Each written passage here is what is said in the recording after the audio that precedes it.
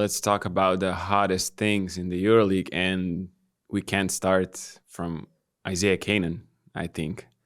The guy had just sick performance. I mean, the way he started the game and the way he ended the game, it was like, yeah, let me do my job in the first quarter and in the overtime. He had like 4 3-pointers, I think, in the first quarter.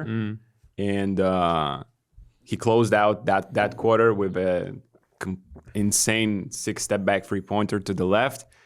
And then those shots in the overtime. I mean, we were talking about underrated players a little bit, I think, 3 weeks ago. And I mentioned this guy. And I think he still doesn't get enough credit for what he's doing, because offensively, what we all saw what he's capable. Yesterday, when he's hitting his shot, when he's feeling really great, his confidence was high right from the start. He was cooking in, isolation basketball. The department where Olympiacos sometimes lacks, talent, lacks consistency. He was cooking, and I mentioned underrated because his defense is also great. So that was an amazing performance by him.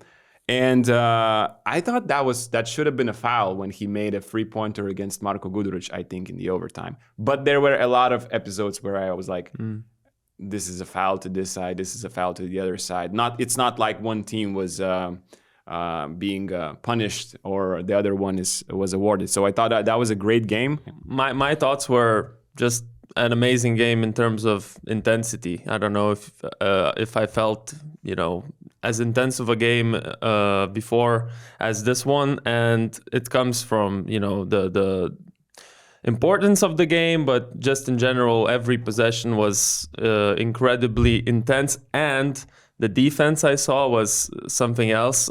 I don't remember a game that I watched where so many possessions went into the last seconds of the shot clock. I was just like amazed how many possessions are decided in the last few seconds, and that gave birth to those step back threes from Canaan, from Wilbekin as well. It was a lucky shot, by the way. This Canaan 3-pointer was crazy. He just picked the ball from the ground and he just literally shoot it, But it wasn't the only one. It was like 3 or 4 plays like that where it just... On both sides. Yeah, on both sides. Wilbekin doing it on the other side. So that game was amazing. And I mean, Isaiah Canaan really decided the game. He scored 9 points in a row if you count all the free throws and everything at the end. And he made this crucial steal. And that steal, I want to apologize to Isaiah Canaan when I said that his defense, we shouldn't even compare to Keenan Evans. That was a dumb take. Sometimes you say stupid things from just not watching enough games, and that was one of them. And also another thought I had, we were talking about Keenan Evans as a potential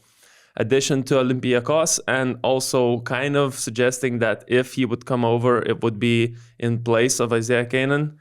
Now, I don't really know if that's, such a necessary move. If you're getting rid of Canaan, should you even? Because he's been in the system and he just showed that he has that scoring potential that he had back in Unix. If you remember, he was the leader of that team. He was doing the shushing and all that. And who's to say that if Keenan Evans came over to Olympiacos, he wouldn't have this reduced role and he wouldn't look like Isaiah Canaan in Olympiacos?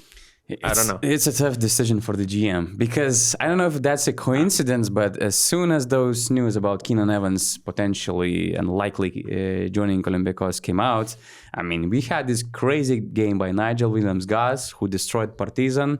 Now we have Isaiah Canaan doing a tremendous job on both sides of the floor. And if Keenan Evans' arrival means that they will have to cut somebody, I don't know, man. That's a really tough decision because in the ideal world, you want to keep all of them, but come on, in your backcourt, let's not going forget, to be happy. You have Ignas Brazdeikis as well, Shaq McKissick, there's Larenzakis, Thomas Walkup, Keenan Evans, Nigel Williams-Goss, Isaiah Canaan. I mean, we're talking about 15 guys, basically in those first 2 positions. So it's a tough decision if I'm the Olympiacos GM, to be honest with you.